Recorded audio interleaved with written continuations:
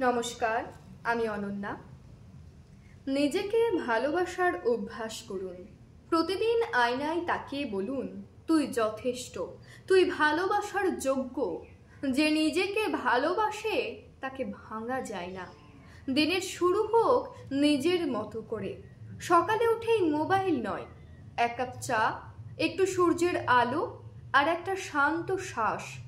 দিনের শুরু যদি ভালো হয়, বাকিটাও মন্দ যায় না।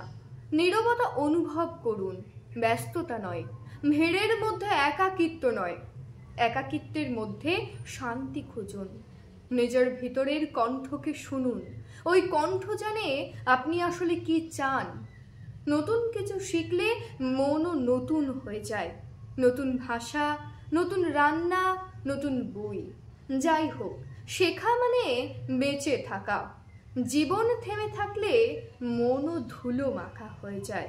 প্রকৃতির সঙ্গে বন্ধুত্ব করুন। সব সময় মানুষ না, মাঝে মধ্যে গাছপাতারও সঙ্গ চাই। শুধু 10-15 মিনিট সবুজের মাঝে থাকলে মন ভালো হয়ে যায়। কৃতজ্ঞতা চর্চা করুন, কারণ আপনি আশীর্বাদ পুষ্ট। চোখ আছে দেখার জন্য, হৃদয় আছে ভালোবাসার জন্য। এই জিনিসগুলো ফ্রি না, এগুলো আশীর্বাদ। প্রতিদিন 3টে কৃতজ্ঞতা লিখুন, মনের জানালা খুলে যাবে।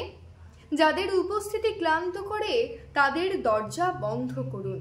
সব সময় রাখতে হয় না, কিছু সম্পর্ক শুধু টানে, ভালো রাখে না।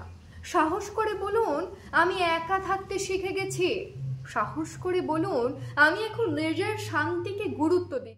ছোট খুশি ধরতে শিখুন, বৃষ্টির গন্ধ, পুরনো গানের সুর, এক কাপ গরম চা। এই ছোট ছোট খুশিগুলোই তো জীবনের আসল সম্পদ। নিজেকে ক্ষমা করতে শিখুন।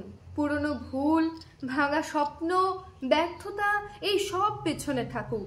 আপনি এখন শিখছেন, গড়ছেন, ভালো থাকছেন, এটাই বড় কথা। নিজের স্বপ্নের পাশে দাঁড়ান। সবাই বলবে হবে না, কিন্তু আপনি যদি বলেন হবে, তাহলে হতেই হবে, কারণ আপনি নিজেই নিজের পাশে থাকছেন। ধন্যবাদ।